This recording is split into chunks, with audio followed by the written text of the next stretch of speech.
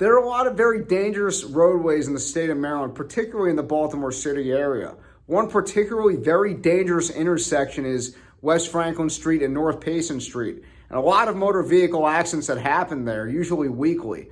The reason being is that this intersection is right off of and connected to the exit ramp off of Route 40. Route 40 is a major Maryland state highway where drivers usually drive excessive speeds for the conditions, and then they get off of the exit and they usually don't look both ways or follow the traffic signals at the intersection, causing the accident.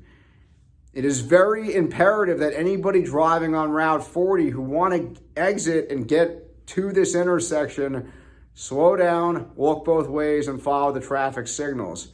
If you have any questions regarding how an injured victim can bring a serious injury motor vehicle accident in the state of Maryland, feel free to call me. I do this every single day and would love to answer any questions you may have.